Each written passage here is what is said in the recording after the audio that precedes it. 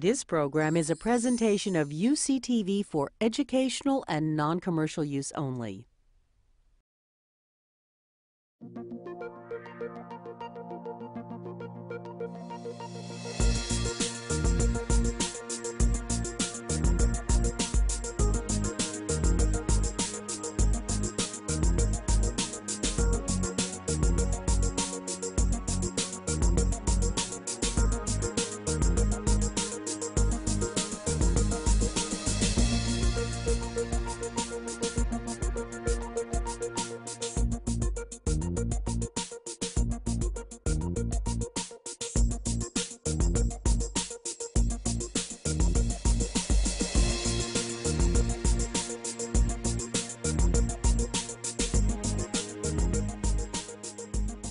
I'm going to tell you tonight a story. And this story dates back about 30 years. This story has a little bit of something for everybody. It has a little bit of biochemistry, a little bit of clinical research, a little bit of public health, a little bit of politics, a little bit of racial innuendo. The only thing it's missing is sex. But we can see what we can do about that too. By the end of the story, I hope I will have debunked the last 30 years of nutrition information in America. And I would very much appreciate it if at the end of the talk you would tell me whether or not I was successful or not. Okay? So, in order to get you in the mood, as it were, let's start with a little quiz. What do the Atkins diet and the Japanese diet have in common? Anybody? Oh, yeah, you have the answers right. Yeah. Never mind. That's right. You have the answer right there. Okay. So the Atkins diet, of course, is all fat, no carb. The Japanese diet's all carb, no fat. They both work. Right? So what do they share in common? They both eliminate the sugar fructose. Okay. So with that, think about what it means to be on a diet and what macronutrients you're eating and which ones you're not. And then we'll go from there, and I'll try to explain how this all works. So, you've all heard about the obesity epidemic. Here are the numbers. These are the NHANES database body mass index. Everybody knows what that is now. Histograms, marching ever rightward as time has gone on. This was what was projected for 2008 in blue. We had so far exceeded and surpassed. This is not even funny. This was from 2003. The reason I show this is not just to show that the obese are getting obeser. Of course, that's true. But in fact, the entire curve has shifted. We all weigh 25 pounds more today than we did 25 years ago, all of us.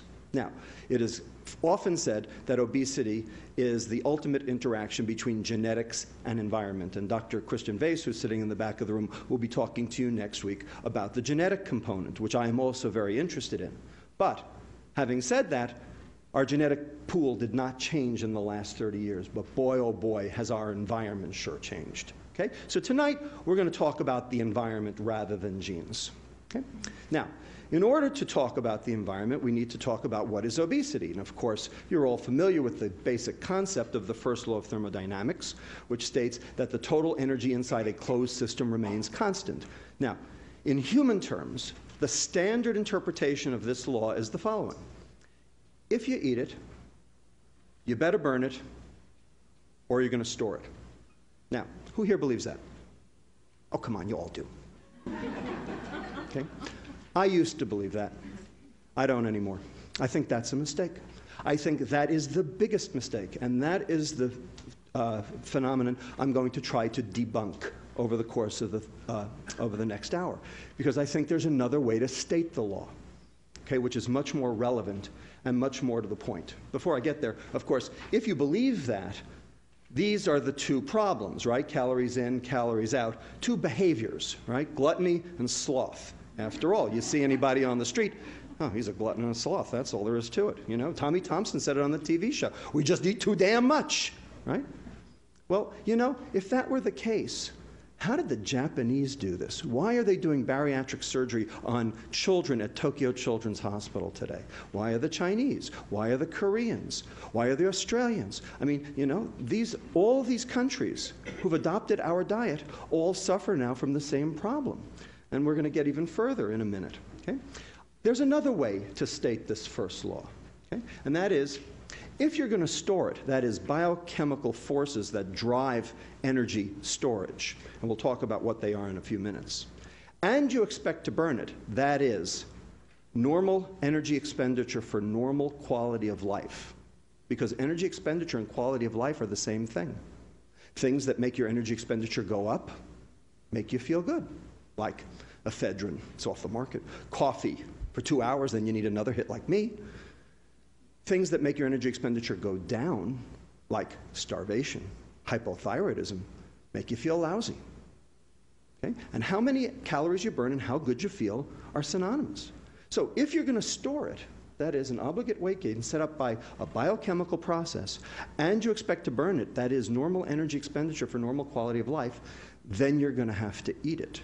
And now all of a sudden, these two behaviors, the gluttony and the sloth, are actually secondary to a biochemical process, which is primary. And that's a different way to think about the process. And it also alleviates the obese person from being the perpetrator, but rather the victim, which is how obese people really feel. Because no one chooses to be obese. Certainly no child chooses to be obese. Oh, you say, oh yeah, sure, I know some adults who don't care. You know, Rossini, the famous composer, you know, La Gazza Ladra, Marriage of Figaro and all that, he retired at age 37 to a lifetime of gastronomic debauchery, okay? Maybe he chose to be obese, okay? But the kids I take care of in obesity clinic do not choose to be obese. In fact, this is the exception that proves the rule. We have an epidemic of obese 6-month-olds. Now, if you want to say that it's all about diet and exercise, then you have to explain this to me. So any hypothesis that you want to proffer that explains the obesity epidemic, you've got to explain this one too. Okay? And this is not just in America, these 6-month-old obese kids, but these are around the world now. All right? So open your minds and let's go and figure out what the real story is. Okay? Now, let's talk about calorie intake, because that's what today is about. We're going to talk about the energy intake side of the equation. Okay? Sure enough, we are all eating more now than we did 20 years ago. Teen boys are eating 275 calories more. American adult males are eating 187 calories more per day. American adult females are eating 335 calories more per day. No question. We're all eating more. Question is, why? How come? Because it's all there? You know what? It was there before. Okay? We're all eating more.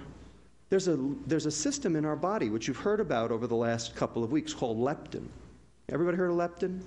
Okay? It's this hormone that comes from your fat cell, tells your brain, you know what? I've had enough. I don't need to eat anymore. I'm done. And I can burn energy properly. Well, you know what? If you're eating 187 or 335 calories more today than you were 20 years ago, your leptin ain't working. Because if it were, you wouldn't be doing it, whether the food was there or not. So there's something wrong with our biochemical negative feedback system that normally controls energy balance. And we have to figure out what caused it and how to reverse it. And that's what tonight is about. But nonetheless, there are 275 calories we have to account for. So where are they? Are they in the fat? No, they're not in the fat. 5 grams, 45 calories out of the 275, nothing. In fact, it's all in the carbohydrate. 57 grams, 228 calories. We're all eating more carbohydrate. Now, you all know back in 1982, the American Heart Association, the American Medical Association, and the U.S. Department of Agriculture admonished us to reduce our total fat consumption from 40 to 30%. Everybody remember that? Okay? That's how Entenmann's fat-free cakes came into being. Remember that? Okay? So what happened? We did it. We've done it. 40% down to 30%. And look what's happened to the obesity, metabolic syndrome, non-alcoholic fatty liver disease, cardiovascular disease, stroke, prevalence, all jacked way up as our total fat consumption as a percent has gone down. It ain't the fat, people. It ain't the fat. So what is it? Well, it's the carbohydrate. Specifically, which carbohydrate? Well, beverage intake, right? 41% increase in soft drinks, 35% increase in fruit drinks, fruit aids, whatever you want to call them. Okay? Just remember, down here, 1 can of soda a day is 150 calories. Multiply that by 365 days a year, and then divide that by the magic number of 3,500 calories per pound. If you eat or drink 3,500 calories more than you burn, you will gain 1 pound of fat. Okay? That's the first law of thermodynamics. No argument there. That's worth 15.5 pounds of fat per year. 1 soda a day is 15.5 pounds per year. Now, you've all heard that before. That's not news to you. The question is, how come we don't respond? How come leptin doesn't work? How come we can't stay energy stable? That's what we're going to get to. So, I call this slide very specifically the Coca-Cola conspiracy. Anybody here work for Coke? Pepsi? Okay, good. All right, so this over here, 1915, the first standardized bottle of Coca-Cola out of Atlanta. Anybody remember this bottle? Sure, a lot of you do, right? I remember this bottle because my grandfather in Brooklyn took me on Saturday afternoon down to the local soda shop on Avenue M and Ocean Avenue, and every Saturday afternoon I had one of these. I remember it very well. Now, if you drank one of those every day, assuming, of course, that the recipe hasn't changed, because after all, only 2 people in the world know the recipe, and they're not allowed to fly on the plane at the same time, right? You know that, okay? Assuming the recipe hasn't changed, if you drank one of those every day for a year, 6.5 ounces, that would be worth 8 pounds of fat per year, okay? Now, in 1955, after World War II, and sugar became plentiful again and wasn't being rationed, we have the appearance of the 10-ounce bottle, the first one that was found in vending machines, and you probably remember that one as well. Then in 1960, the ever ubiquitous 12-ounce can, worth 16 pounds of fat per year, and of course today, this over here is the single unit of measure, right, 20 ounces. Anybody know how many servings are in that bottle? 2.5 8-ounce servings, that's right. Anybody know, anybody who gets 2.5 8-ounce servings out of that bottle? That's a single serving, right? Okay, so that would be worth 26 pounds of fat per year if you did that every day. And then, of course, over here we have the 7-Eleven Big K Thirst Buster, Big Gulp, whatever you want to call it. 44 ounces worth 57 pounds of fat per year. And if that wasn't bad enough, my colleague Dr. Dan Hale at the University of Texas San Antonio tells me that down there they got a Texas-sized Big Gulp.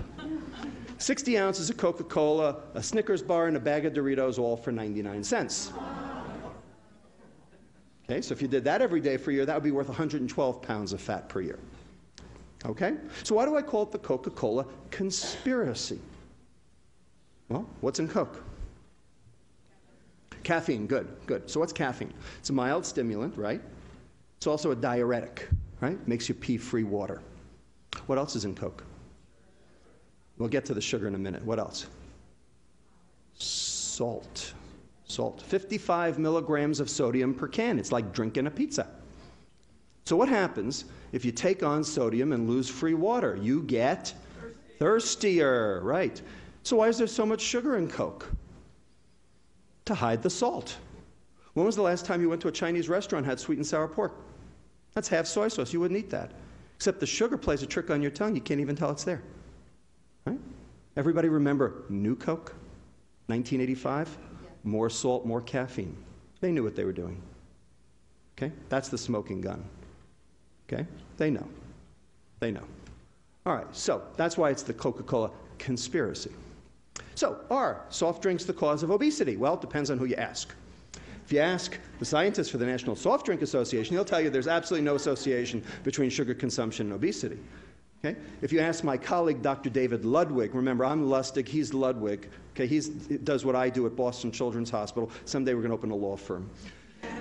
Each additional sugared sweetened drink increase over a 19-month follow-up period in kids increased their BMI by this much and their odds-risk ratio for obesity by 60%. Okay? That's a prospective study on soft drinks and obesity. the real deal. If you look at meta-analyses, everybody know what a meta-analysis is? Okay, it's a conglomeration of numerous studies subjected to rigorous statistical analysis. Okay? 88 cross-sectional and longitudinal studies regressing soft drink consumption against energy intake, body weight, milk and calcium intake, adequate nutrition, all showing significant associations, and some of these being longitudinal. This came from Kelly Brownell's group at Yale. Okay? I should comment, disclaimer, those studies that were funded by the beverage industry showed consistently smaller effects than those that were independent. Wonder why. Now, how about the converse? What if you take the soft drinks away? So this was the fizzy drink study from Christchurch, England, James et al., British Medical Journal, where they went into schools and they took the soda machines out. Okay? Just like we did here in California. Okay? We haven't seen the data yet, but they went and did it for a year.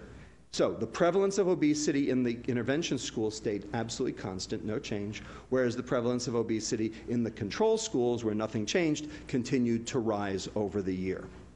Okay, so that's pretty good. So how about type 2 diabetes? Are soft drinks the cause of type 2 diabetes? Well, this study from JAMA in 2004 looked at the relative risk ratio of all soft drinks, cola, fruit punch, and found a very statistically significant trend of sugared soft drinks, fruit aids, etc., causing type 2 diabetes. And you know we've got just as big a problem with type 2 diabetes as we do with obesity for the same reasons.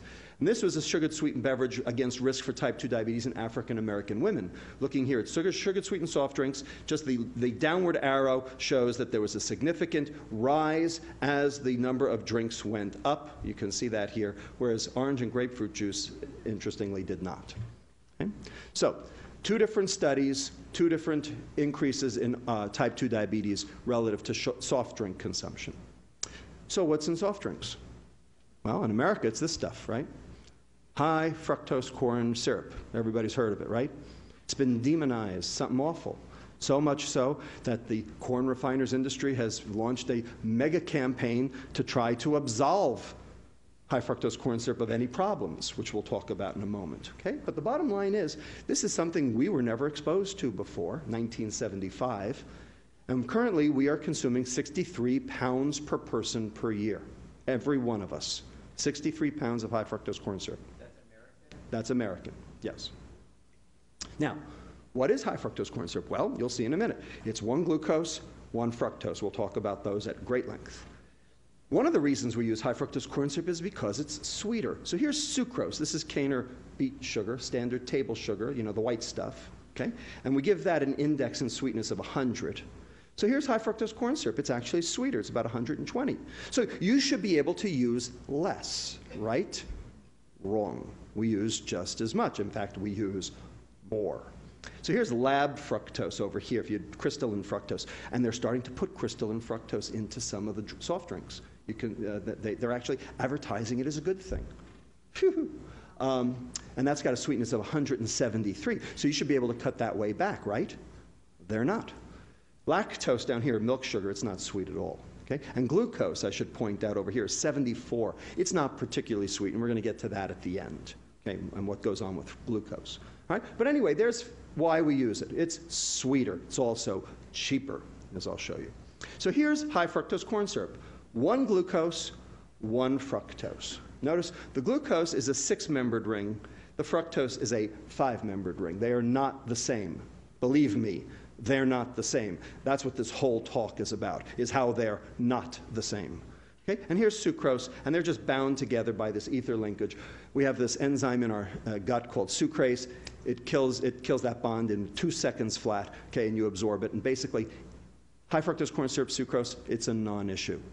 It's a wash. They're the same. Okay? And they know that that they're the same. The soft drink companies and the corn refiners, because here are their missives. Okay? This comes from the Corn Refiners Association. Obesity research shows high fructose corn syrup metabolizes and impacts satiety similar to sugar. Indeed it does. I agree. Okay? Decent meetings, academic meetings around the country. Okay? Hunger and satiety profiles energy intakes following ingestion of soft drinks. Bottom line, research supported by the American Beverage Institute and the Corn Refiners Association. They are correct. There is absolutely no difference between high fructose corn syrup and sucrose. So much so that the Corn Refiners Association, in an attempt to capture market share, came out with this entire ad campaign. You probably saw it on the back page of the New York Times. Okay? It was on TV. It's everywhere. My hairdresser says that sugar is healthier than high fructose corn syrup. Wow, you get your hair done by a doctor? I didn't know I could cut hair. Okay?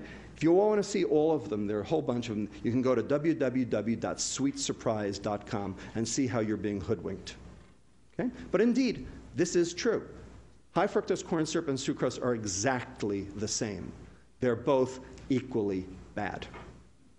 Okay? They're both dangerous. They're both poison. Okay? I said it. Poison. My charge before the end of tonight is to demonstrate that fructose is a poison. And I will do it. And you will tell me if I was successful. Nonetheless, here's Center for the Science and the Public Interest and the Corn Refiners Association. Everybody remember last year when Gavin Newsom floated a soda tax?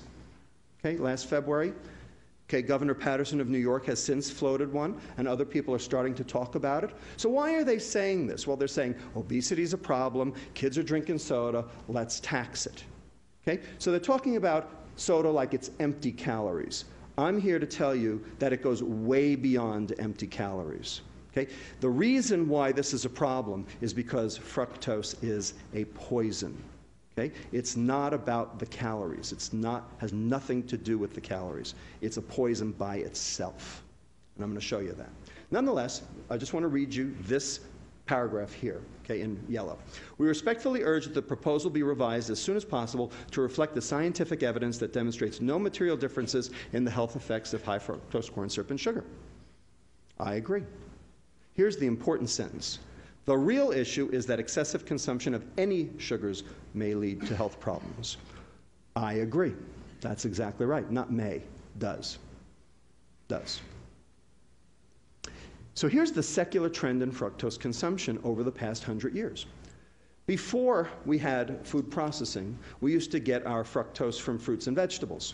And if we did that, today we would consume about 15 grams per day of fructose. Not sugar, fructose. So sugar would be 30 grams, it would be double. Okay? We're just talking about fructose today. Okay? Prior to World War II, okay, before it got rationed again, okay, we were up to about 16 to 24, about 20 grams. So a small increase from the beginning of the century to World War II.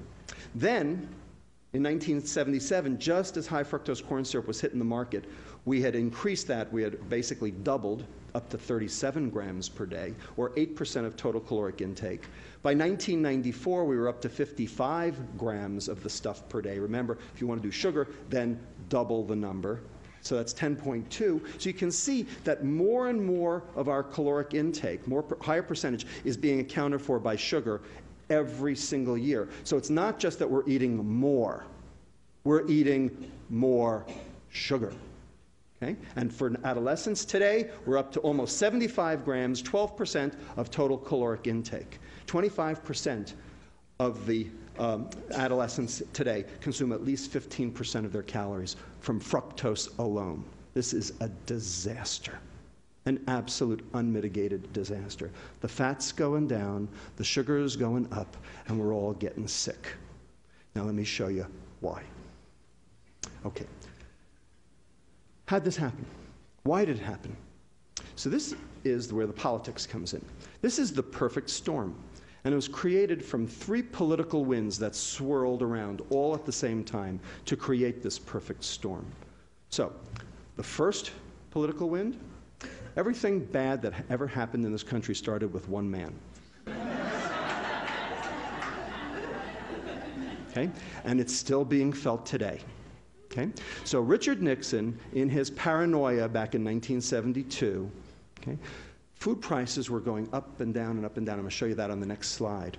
Okay? And he was worried that this was actually going to cost him the election. So he admonished his Secretary of Agriculture, Earl Rusty Butz, I love that name, okay, to basically take food off the political table, to make food a non-issue in presidential elections. Well, the only way to do that was to make food cheap.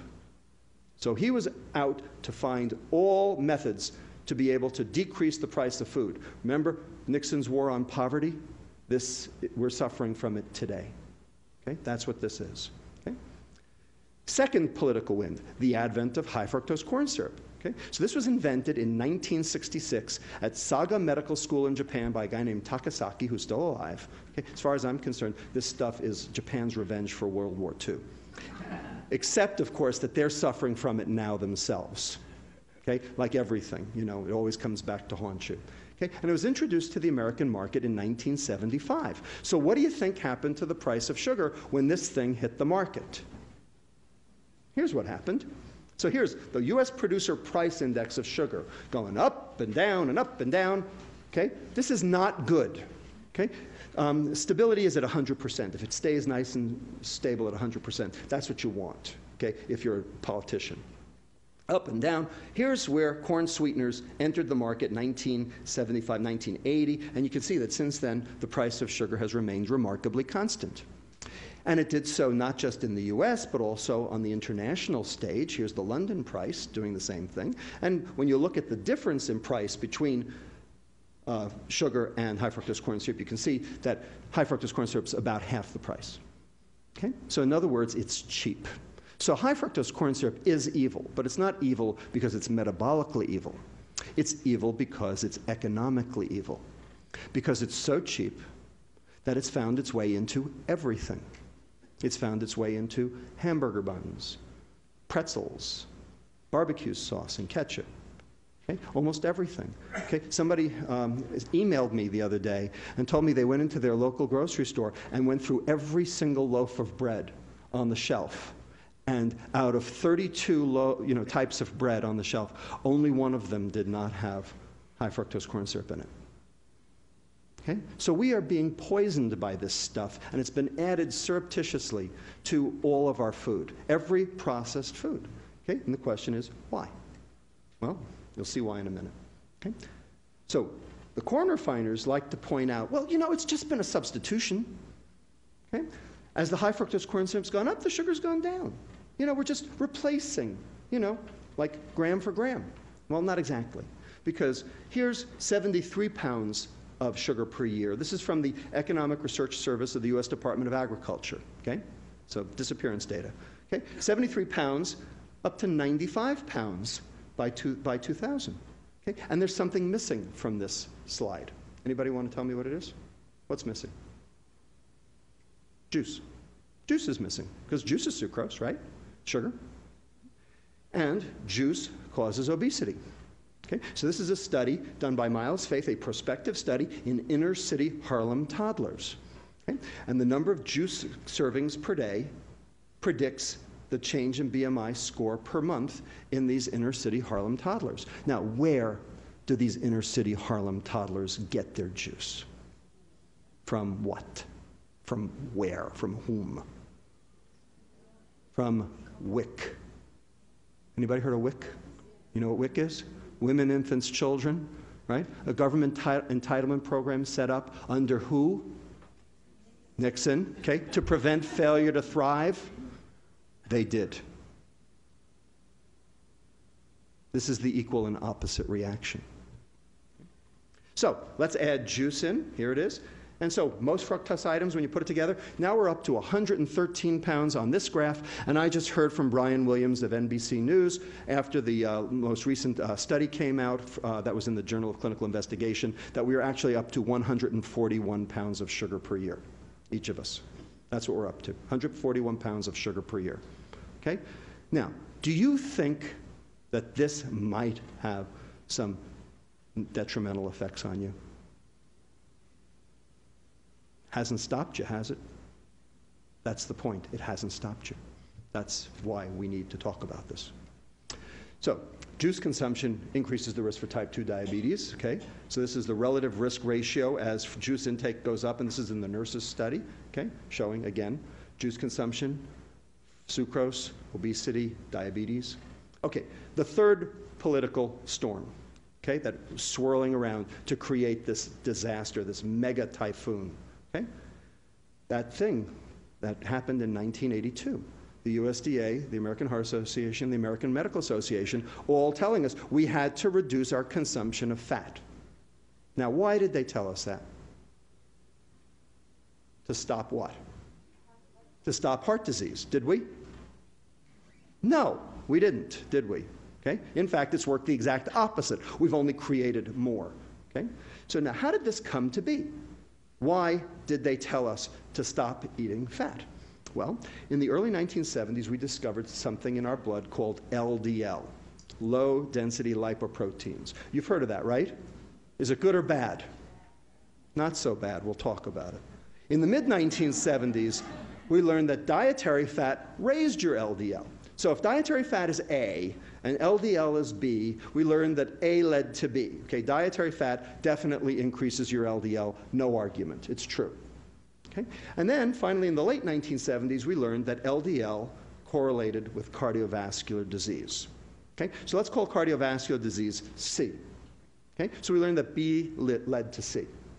So the thought process, by some very smart nutritionists, et cetera, the USDA, et cetera, said, well, if A leads to B and B leads to C, then A must lead to C. Therefore, no A, no C. This was the logic. Now, any logicians in the room? Anybody see any problems with that logic? Go ahead. That's right. The premise is incorrect. And I'll tell you why the premise is incorrect. Because this suggests that this is all transitive. But in fact, only the contrapositive is transitive. So it's not no A, no C. It's no C, no A. Okay? So the logic isn't even right. There's faulty logic here. Okay? So this doesn't work on any level. All right? So I'm going to show you why this doesn't work.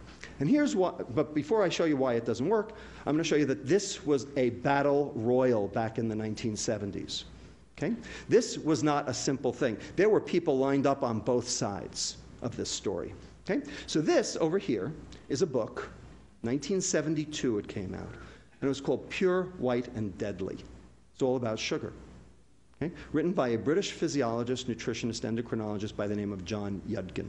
Now, I never knew John Yudkin. He's passed away. Okay? But I read this book about a year ago, and without even knowing it, I was a Yudkin acolyte. I was a Yudkin disciple. Every single thing that this man said in 1972 is the God's honest truth. And if you want to read a true prophecy, you find this book. It's not easy to find, but you go find this book, and I'm telling you, every single thing this guy said has come to pass. It's astounding. I am in awe of this guy. But on the other side, we had this guy over here. Okay? His name was Ancel Keys. Anybody heard of him? Okay. So Ancel Keys was a Minnesota epidemiologist, very interested in the cause of cardiovascular disease, and he performed the first multivariate regression analysis without computers. Now, anybody know what that means? Multivariate regression analysis? Okay, so this is where you take a whole lot of data, okay, and normally you would just, run a few computer programs, but basically the object is to try to figure out what causes what, and to try to factor out other things and determine what the contribution of various things all at once are to an outcome that you're looking for. So he was interested in cardiovascular disease, and so what he did was he did this study, along with other people around the world, called the 7 Countries Study. Okay? Very famous, front page of Time magazine in 1980. Okay? So here's the data on the 7 Countries Study. So we have the US, we have Canada, Australia, England, Wales, Italy, Japan. Okay? And here's percent calories from fat on the x-axis, and here we have coronary disease death rate on the y-axis. And so you'd say, well, look at that. I mean, it's very obvious, isn't it? Sure. Percent calories from fat correlates very nicely with coronary disease, right? Except for one little problem. Anybody see it? Japan and Italy. So how much sugar do they eat? Didn't I tell you the Japanese diet eliminates fructose? They never even had it till we brought it to them after World War II. Italy, aside from gelato, I mean, what else they got? Okay? They got a lot of pasta, there's a lot of glucose, but no fructose. Okay? There's no sugar in the Italian diet other than the occasional sweet, which they moderate. They're very careful about moderating, and they cost a lot. Okay?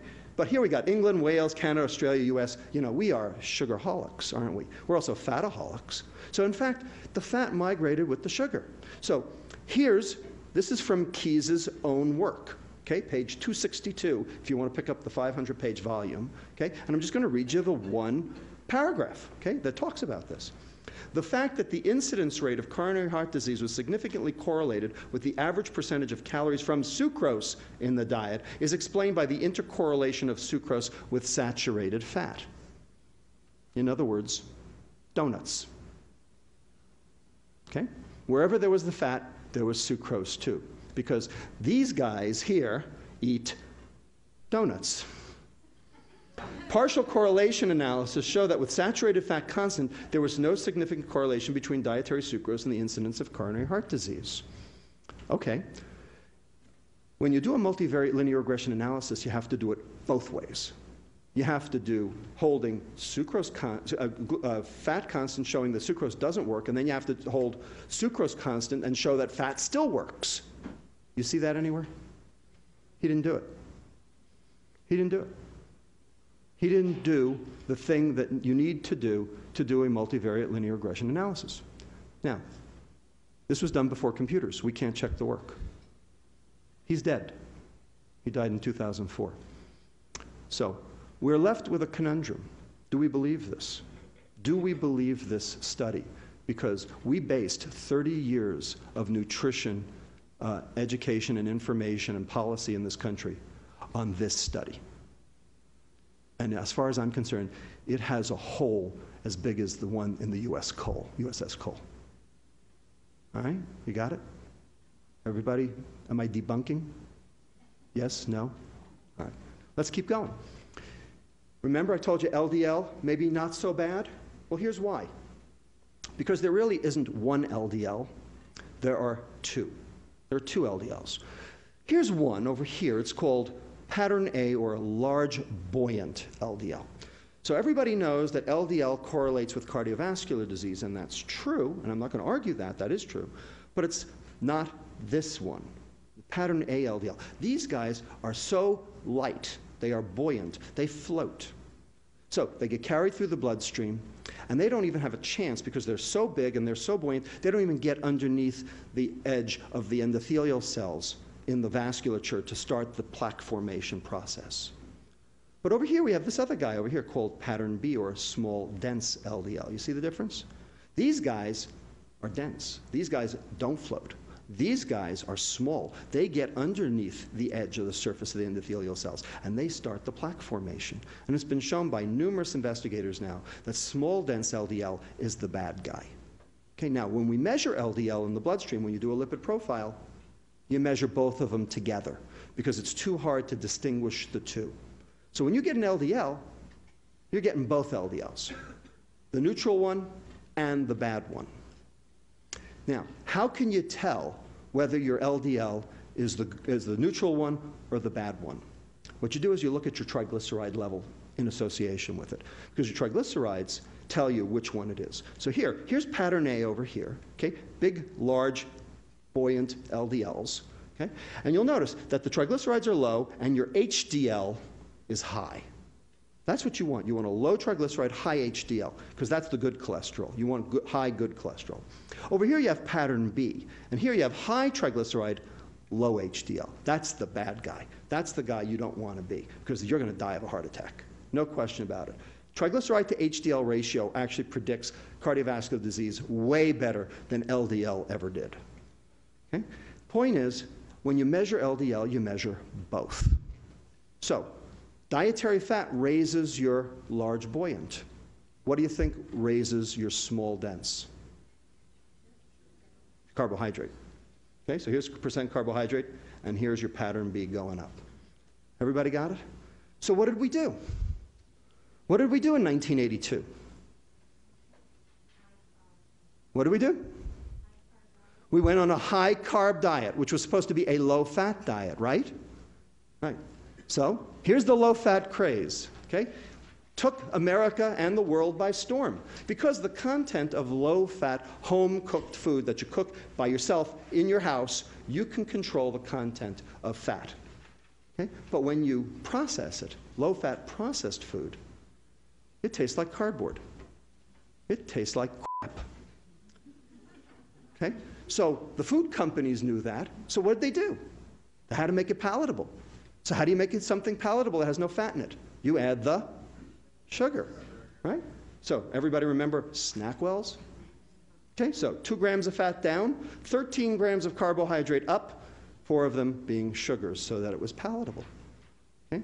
Well, we've just shown you that that's the worst thing you could do. And that's what we've done. And we're still doing it today. So when you find a mistake, what do? Okay? You admit the mistake and you right the ship. We haven't admitted the mistake and we haven't righted the ship. So we've had our food supply adulterated, contaminated, poisoned, tainted, okay, on purpose. And we've allowed it, and we've let it, through the addition of fructose for palatability, especially because of the decreased fat, and also as a ostensibly browning agent, which actually has its own issues, because why it browns so well with the sugar in it actually is what's going on in your arteries, because that's causing what we call protein glycation and cross-linking, which is actually contributing to atherosclerosis. So it works on your steak on the grill, it works in your arteries the same way. Okay? And removal of fiber also. Now, why did we remove fiber from our diet? We as human beings walking the earth 50,000 years ago used to consume 100 to 300 grams of fiber per day. We now consume 12. Why? What did we do? We took the fiber out. So why did we take the fiber out? Well, it takes too long to cook, takes too long to eat, and shelf life. Okay? So people ask me, what's the definition of fast food? Fiberless food. Okay? I dare you, other than a salad, I dare you to go to any fast food restaurant and find anything on their menu that they actually have to cook that has more than 1 gram of fiber in it, because there isn't any. And that's on purpose, because they take the fiber out, because that way they can freeze it, ship it around the world, and cook it up fast. And not only is it fast cooking, but it's fast eaten, which also causes its own satiety issues. Bottom line, we have a typhoon on our hands. Okay? And then finally, the last issue was the substitution of trans fats, which are clearly a disaster. But those have been going down because we know that those are a problem. So we've actually gotten rid of most trans fats. Not completely, but most. Okay? So this is it. This is what we've done over the last 30 years. Okay, now to the biochemistry. Okay? Now, how many of you here have taken biochemistry? About 25%. I am going to show you a lot of reactions in excruciating detail. If you've studied biochemistry, you will have an anaphylactic reaction. If you haven't studied biochemistry, you will fall asleep. So what I'm going to suggest that you all do is just let me do my thing to show you that at least it works, and just count the arrows. Okay?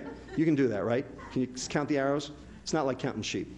Okay? You can count the arrows, and just stick with me, okay? Just let me do my thing, and let me show you why fructose is not glucose. Okay? Because what the liver does to fructose is really unique, and you've got to understand it to understand everything I've just told you. Okay? So number one, fructose is 7 times more likely than glucose to do that browning reaction, the advanced glycosylation end products. The thing that happens on your grill happens in your arteries for the same reason. Okay? You can actually see the color too, color change too. Fructose does not suppress the hunger hormone. There's a hormone that comes from your stomach called ghrelin you've heard about already. Okay?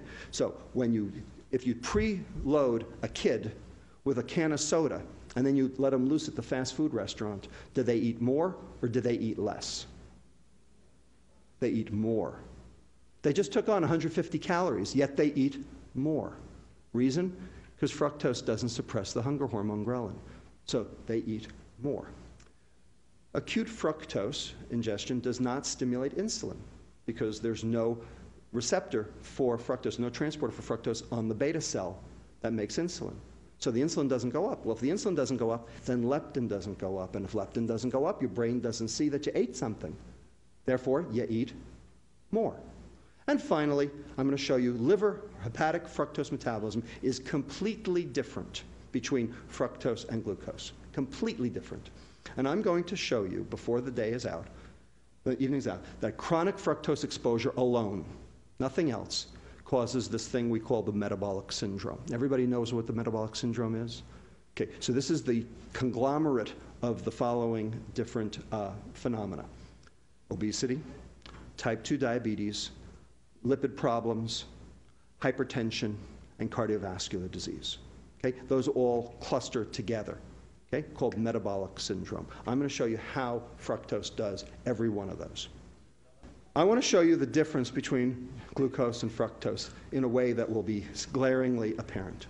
So let's consume 120 calories in glucose. 2 slices of white bread. Okay?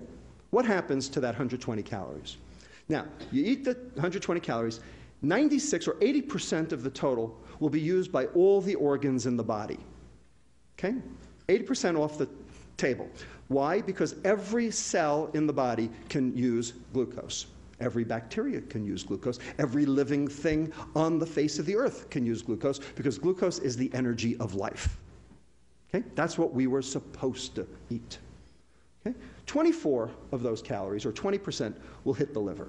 Okay? So let's watch what happens to those 24 calories. Here they go.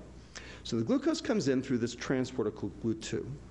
Out here, the glucose is going to stimulate the pancreas to make insulin. The insulin is going to bind to its receptor, and it's going to take this substrate over here called IRS1, insulin receptor substrate 1. That's not important right now, don't worry, okay? And it's going to tyrosine phosphorylate it, okay? And it's going to be tyrosine IRS1, which is now active. That's active. And it's going to stimulate the second messenger here called AKT.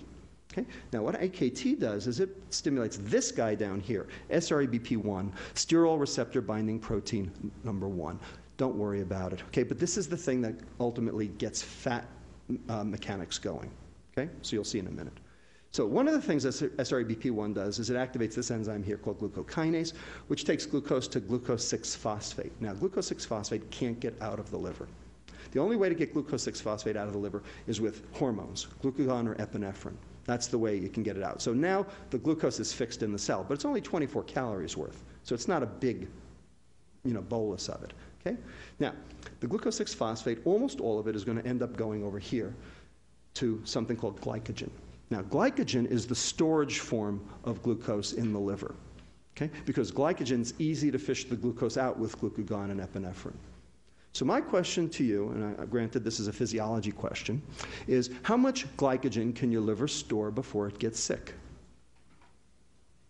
The answer is any amount. It's unlimited. Okay? We have carb loaders who run marathons, right? Okay? Does it hurt them at all? We have kids with a disease where they can't get the glucose out of the glycogen, called glycogen storage disease type 1A, or von Gierke's disease. They got livers down to their knees, they're so big. They're hypoglycemic like all get out because they can't lift the glucose out of their liver. Okay? But they don't go into liver failure, because glycogen is a non-toxic storage form of glucose in the liver. So the whole goal of glucose is to replete your glycogen. So this is good. This is not bad. This is good. Now, a little of that glucose is going to fall down here. It's going to get metabolized down to this stuff here called pyruvate. And the pyruvate is going to enter your mitochondria over here. Remember, your mitochondria are the parts of your cell that actually burn the energy. They're your little factories. Okay? They make the stuff that lets you live. Okay, called ATP, adenosine triphosphate. That's the energy of life right there. Okay, so the pyruvate comes in, gets converted to something called acetyl-CoA, gets metabolized by this thing called the Krebs cycle, TCA cycle, and you throw off ATP and carbon dioxide, which you breathe off. So far, so good? Have I snowed anybody yet? You're with me? I snowed one guy back there. Okay, I'm doing my best. I swear to God, I'm doing my best. Anyway, so this stuff over here, this acetyl-CoA, gets burned off in the TCA cycle. Now, maybe you won't burn all of it off, and so some of it may exit as citrate, okay? And the citrate then leaves the mitochondria through a process known as the citrate shuttle, and then that citrate can then be broken down by these 3 enzymes, which are all subservient to this SREBP1. This is ATP citrate lyase, acetyl-CoA carboxylase, fatty acid synthase. They're not important. The only thing to know is these 3 enzymes together turn sugar into fat. Okay? This is called de novo, meaning new, lipogenesis, fat making. Okay? This is de novo lipogenesis. So you take the citrate, which came from the glucose, okay, and you end up with something called acyl-CoA, which then gets packaged with this protein here, and you end up with something called VLDL, very low density lipoprotein. Now, anybody heard of that before? Is it good or bad? It's bad. That's bad. Okay? VLDL is bad because that's one of the things that causes heart disease. It's also a substrate for obesity. Okay? So you don't want to make much of this. Okay? But the point is, you started with 24 calories, maybe a half a calorie will end up as VLDL.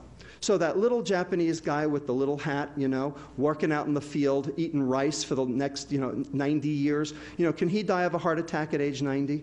Sure. Okay? But that's not so bad. Okay? If you make it to 90, you're doing all right. Okay? Because of that VLDL coming from glucose. Okay? Glucose made a little bitty VLDL. Okay? And that serves as a substrate for adipose deposition into your fat cell here, triglyceride. In addition, because the insulin went up in response to the glucose, your brain sees that signal, and it knows that that is supposed to shut off further eating. Okay? In other words, hey, I'm busy metabolizing my breakfast. I don't need lunch. Okay? And so you have a nice negative feedback loop between glucose consumption, the liver, the pancreas, and the brain to keep you in normal negative yin-yang energy balance. This is good. This is not dangerous. This is what's supposed to happen. All right, so now let's talk about a different carbohydrate. Let's talk about my favorite carbohydrate, maybe yours too. Okay? Ethanol. Ethanol is a carbohydrate, isn't it? Here's the structure. Carbon, hydrogen, oxygen. It's a carbohydrate. But we all know that ethanol is a toxin, right? A poison, right? You can wrap your Lamborghini around a tree, or you can fry your liver. Your choice. Depends on how much you drink and how often, right? Okay. So we know that ethanol is not good for you, except, of course, a little bit is good for you, right? So we can talk about that too later if you want. Okay? But let's talk about how it's bad for you. So here's acute ethanol exposure. Okay? CNS depression, vasodilatation, hypothermia, tachycardia, myocardial depression, pupillary responses, respiratory depression, diuresis, hypoglycemia, loss of fine motor control. You all went to college. Here's fructose. Nothing. Doesn't do any of those because the brain doesn't metabolize fructose. Okay? Alcohol gets metabolized in the brain to cause all of those things, but fructose doesn't. Okay? So fructose is not an acute toxin. Ethanol is. We control ethanol, don't we? Okay? We have something called the Bureau of Alcohol, Tobacco, and Firearms, right?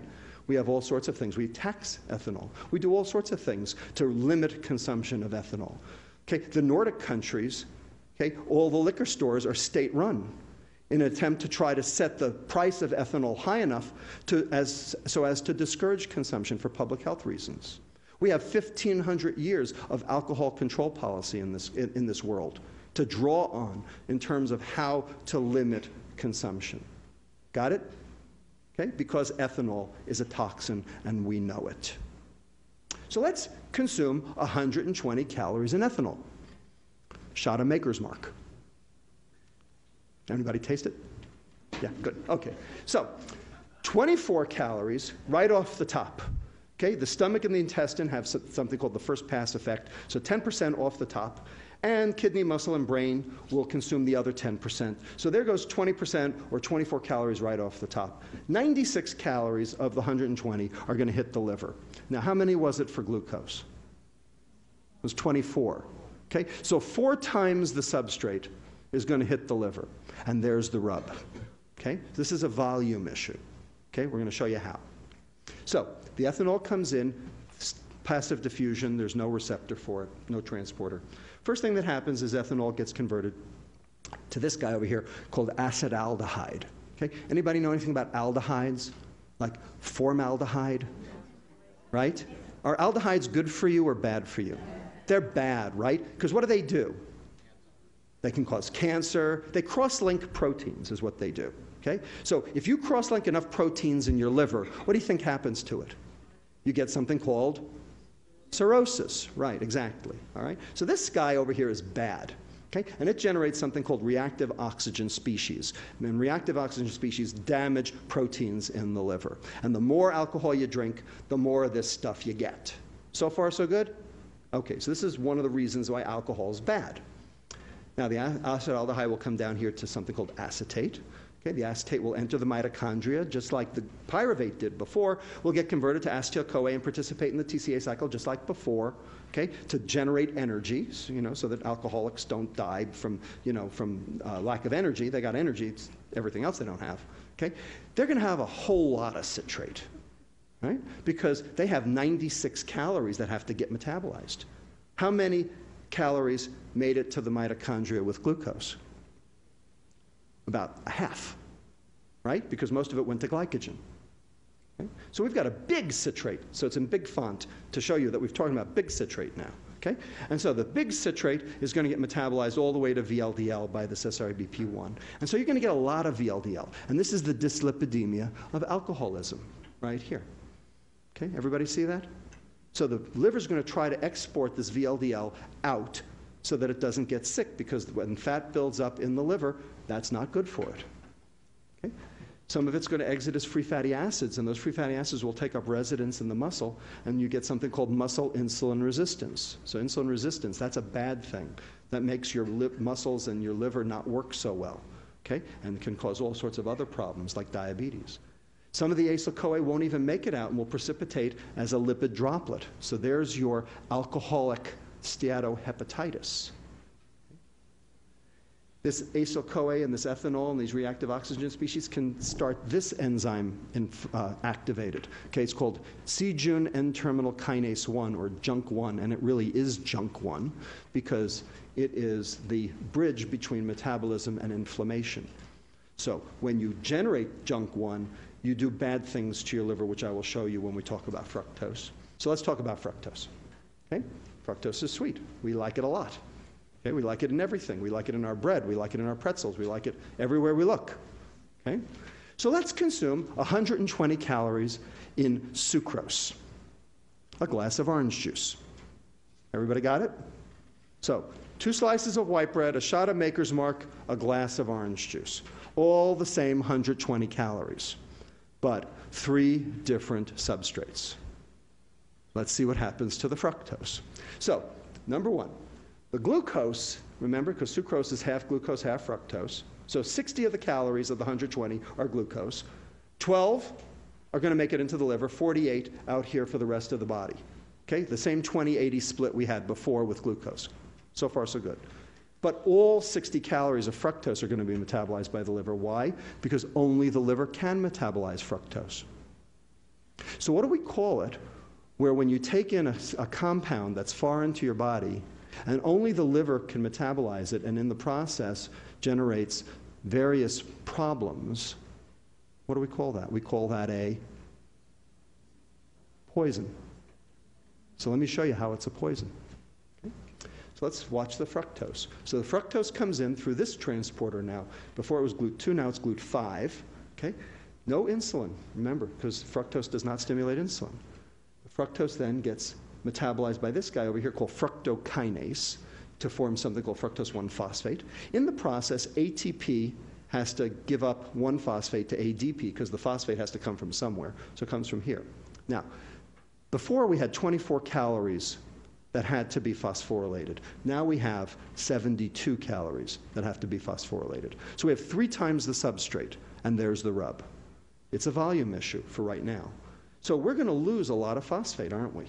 So there's a scavenger enzyme in your liver called AMP deaminase 1 to rescue the phosphates off the rest of the ATP molecule. And it takes ADP down to AMP, adenosine monophosphate, down to IMP, inositol monophosphate, and finally to the waste product, uric acid.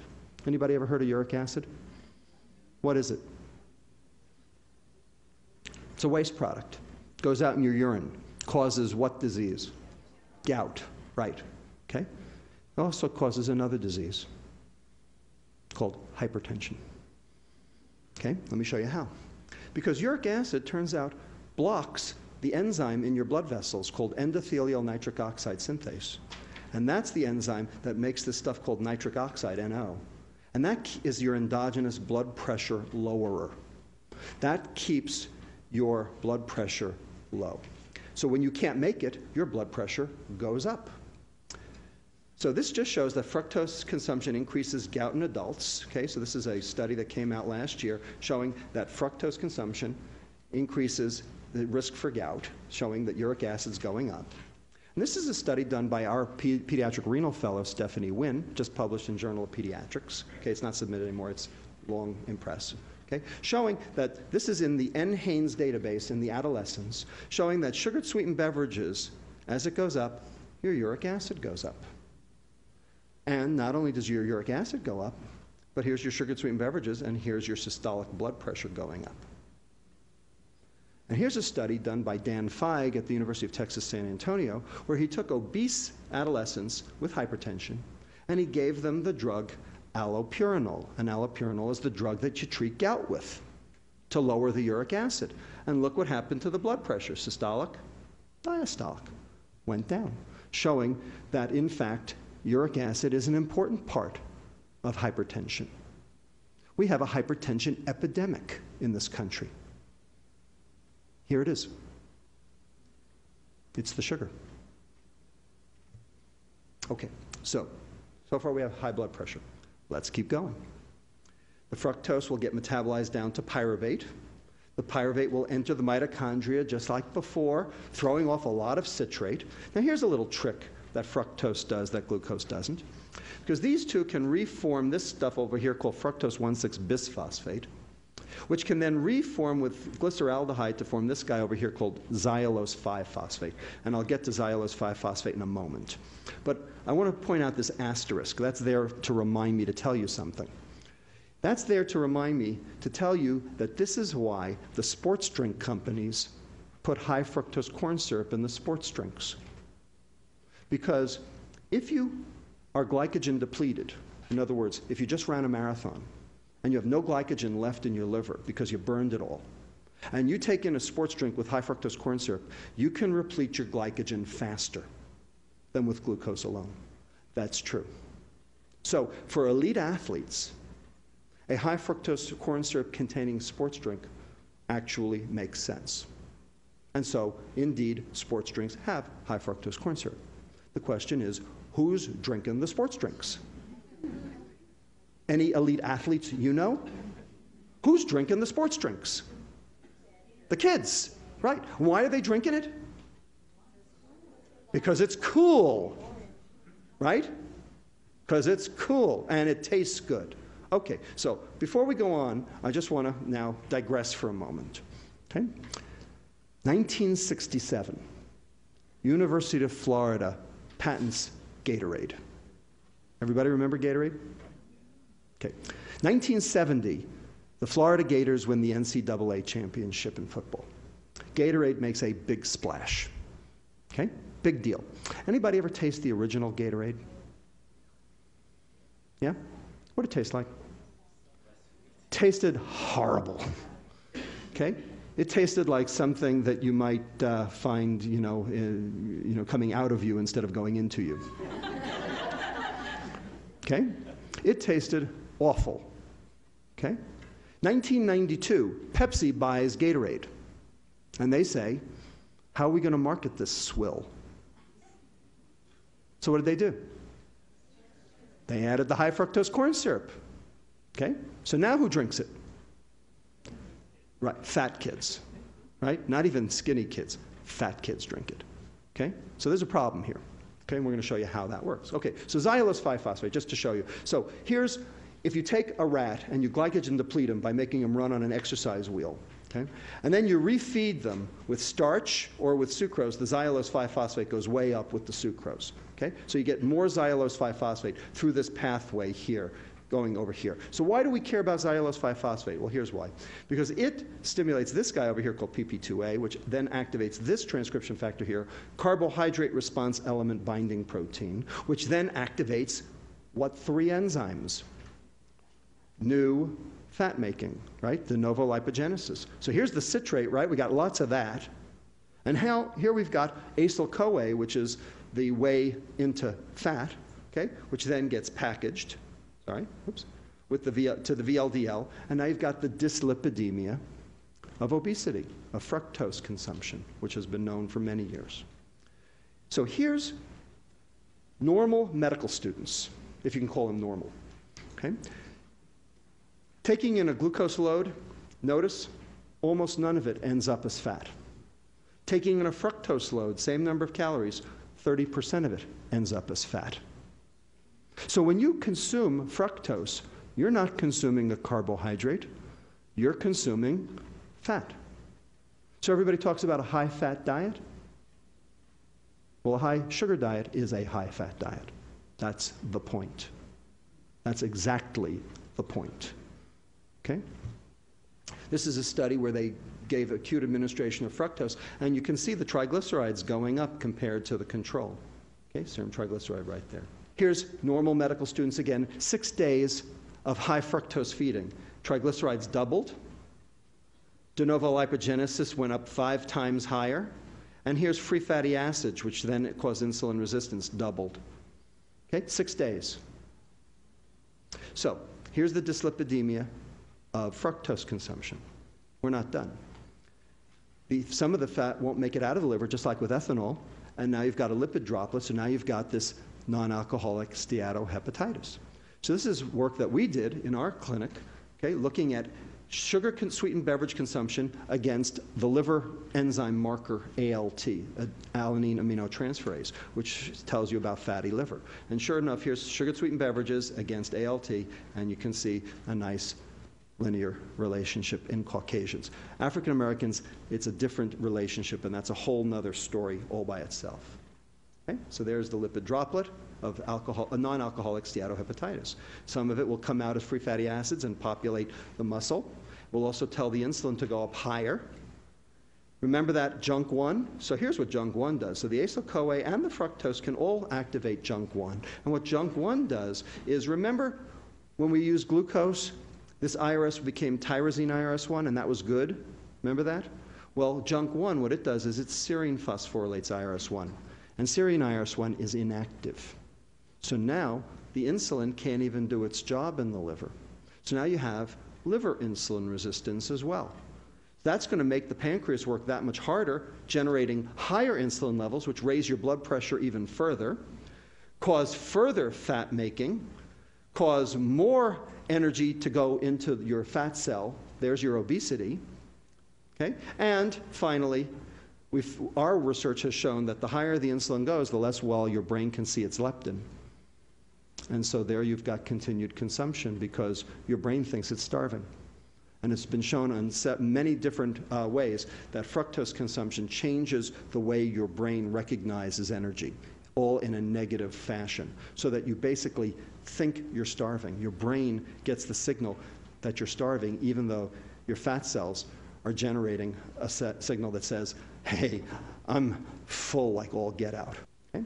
So this just shows you how it goes. So the high insulin generates the obesity because this is that, remember that the first law of thermodynamics, the biochemical force generating the energy storage as the primary phenomenon, remember? If you're going to store it and you expect to burn it, then you're going to have to eat it.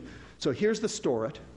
Normally, that would make leptin, and the leptin should feed back and turn everything off. But it doesn't because the insulin gets in the way, and the high-fat diet gets in the way. Also, the hyperinsulinemia stops the leptin from acting on that nucleus accumbens, and so you get an increased reward signal. So that continues your appetite, continues more fructose, more carbohydrate, generating more insulin resistance, and you can see you generate a vicious cycle of consumption and disease, and no stopping. So here we are.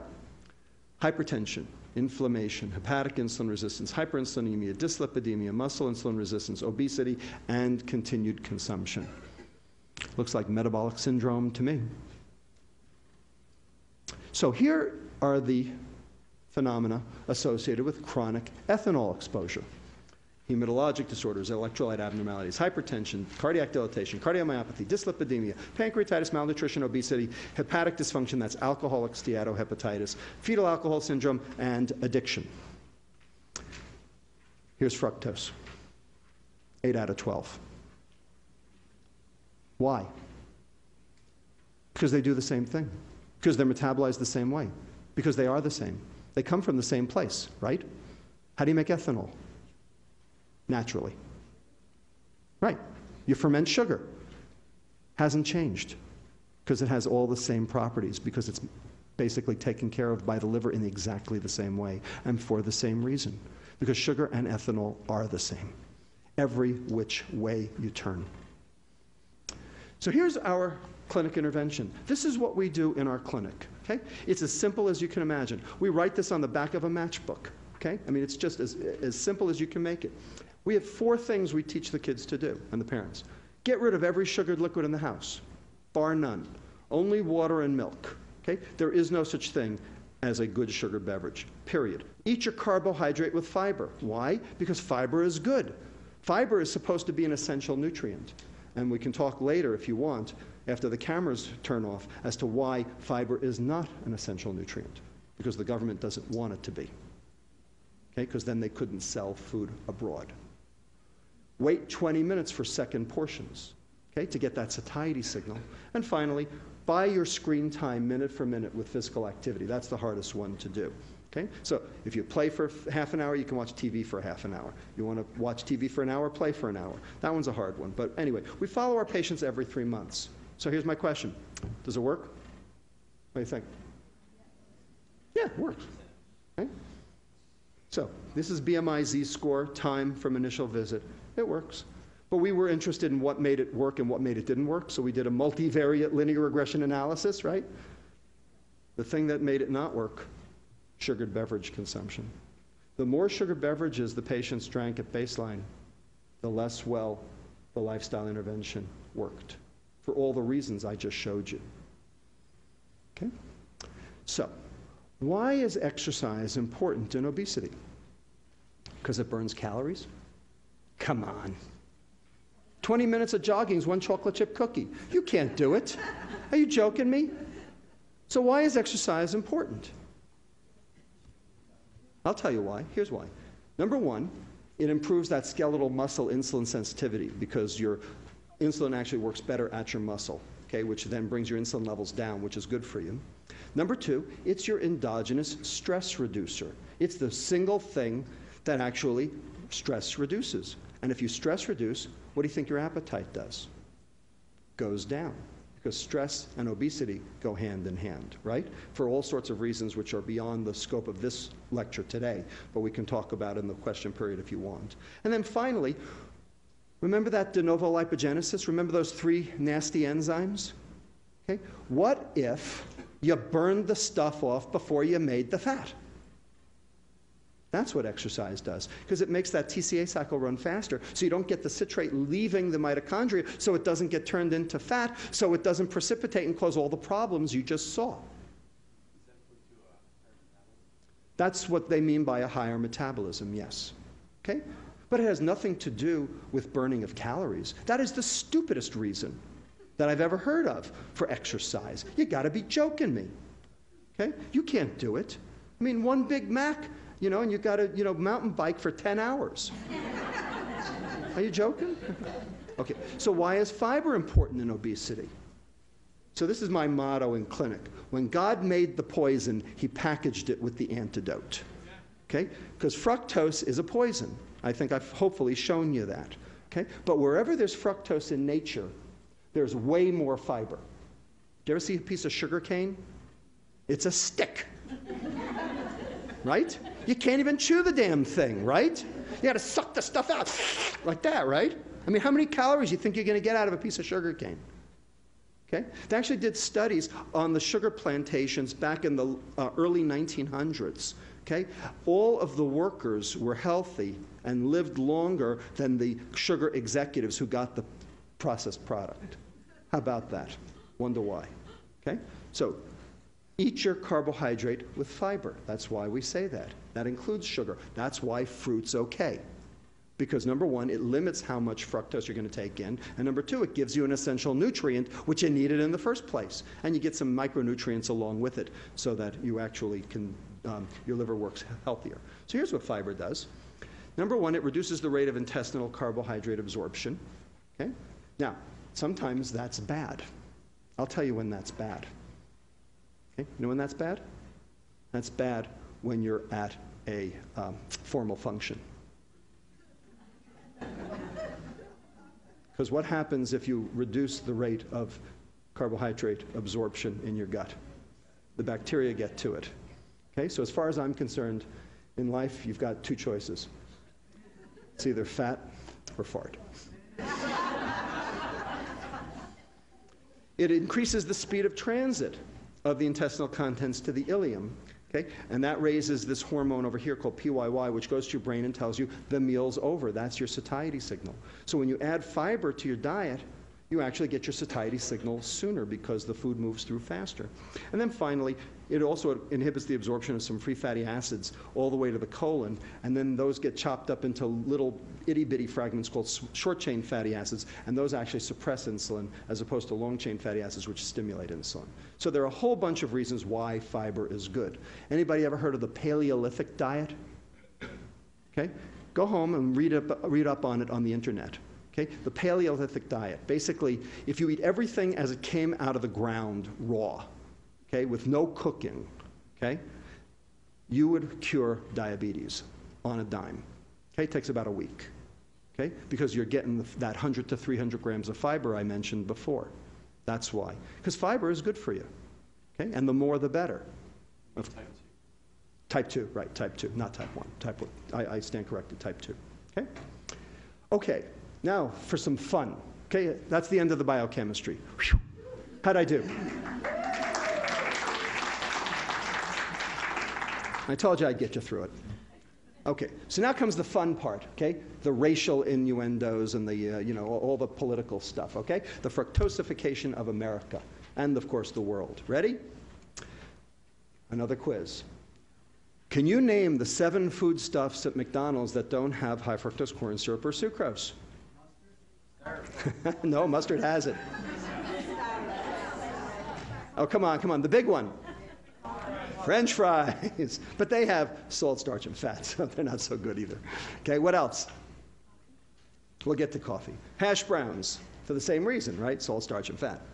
Okay, what else? Chicken McNuggets. I was shocked. No sucrose or high fructose corn syrup in chicken McNuggets. But as the circuit court judge in New York called them, they are still a McFrankenstein creation.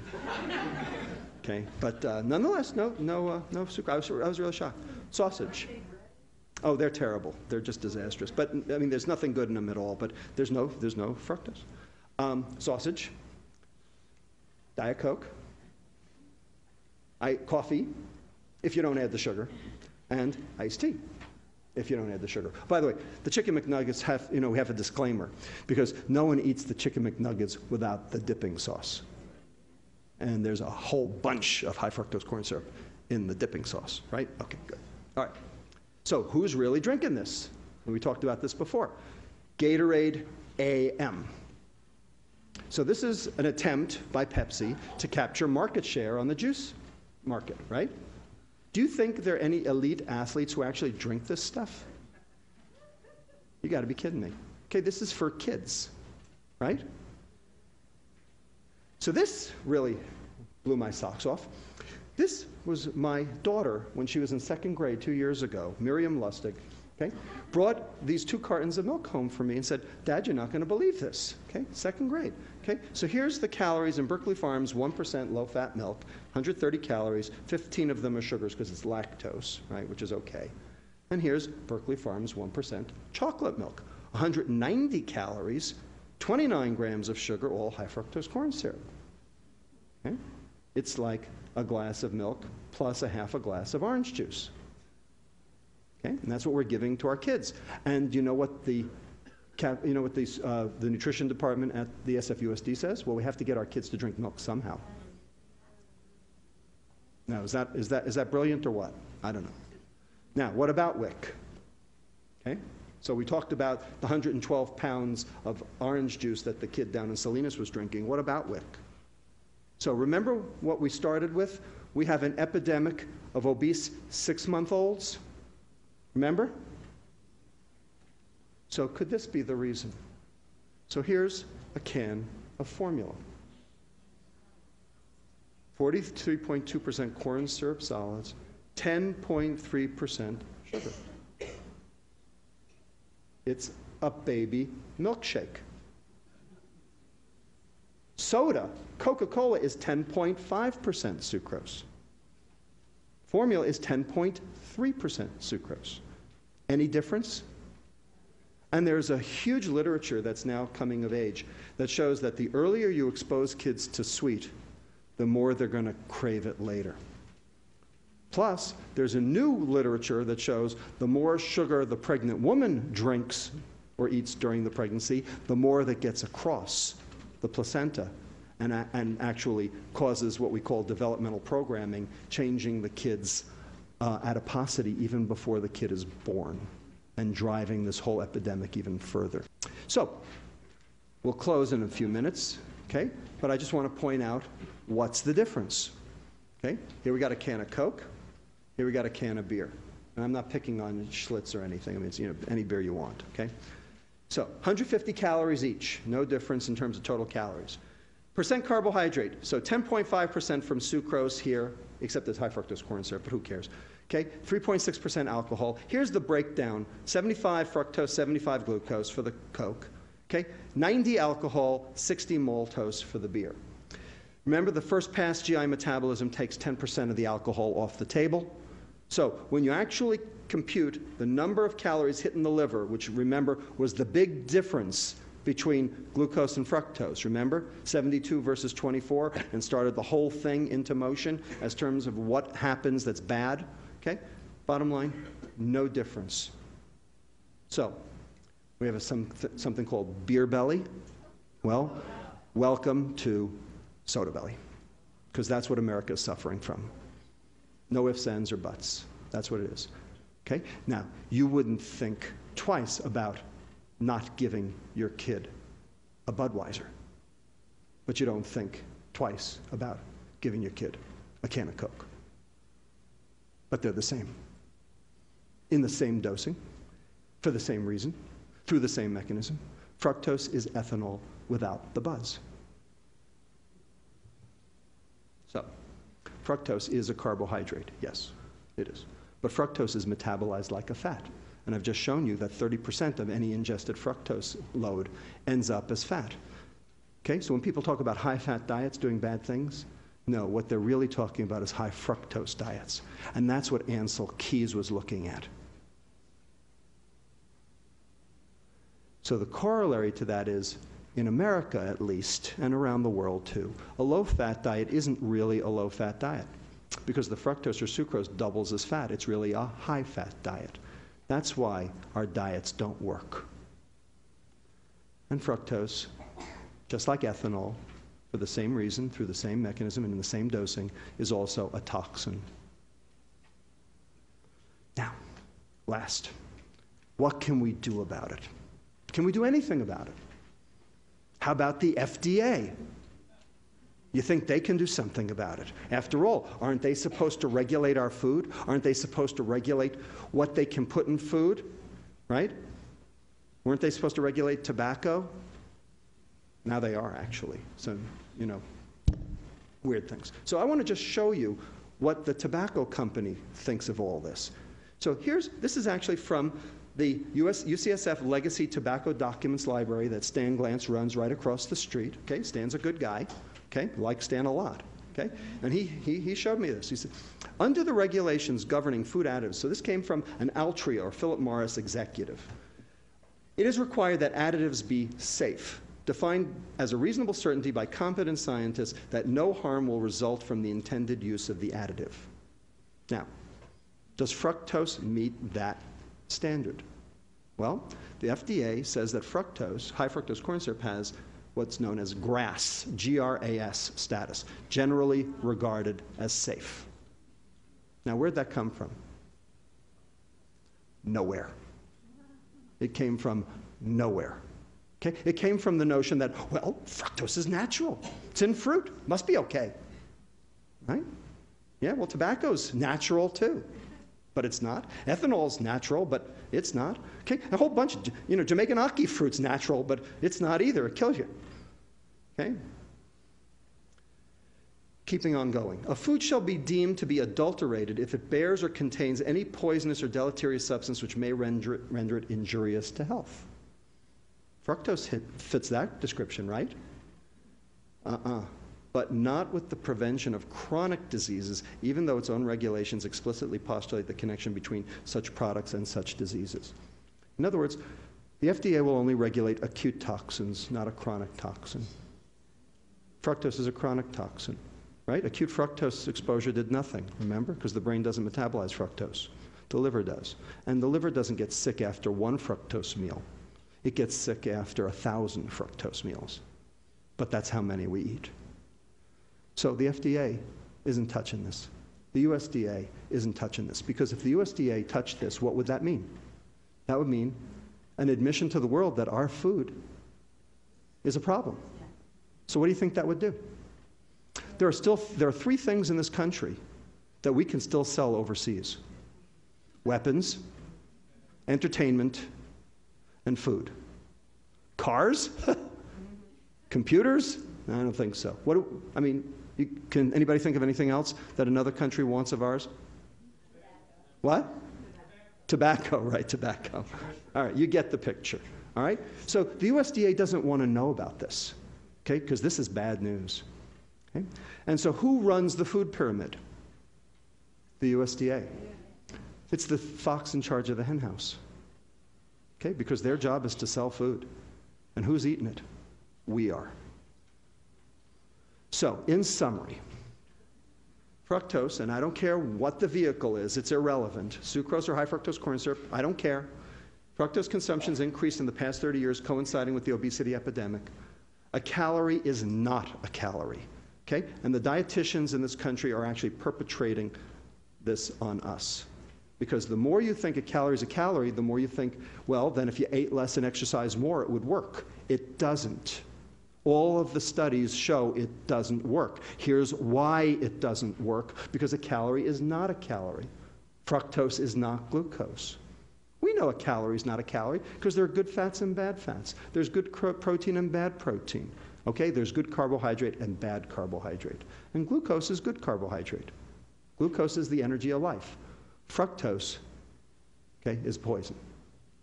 You are not what you eat. You are what you do with what you eat. And what you do with fructose is particularly egregious and dangerous. Hepatic fructose metabolism leads to all the manifestations of the metabolic syndrome.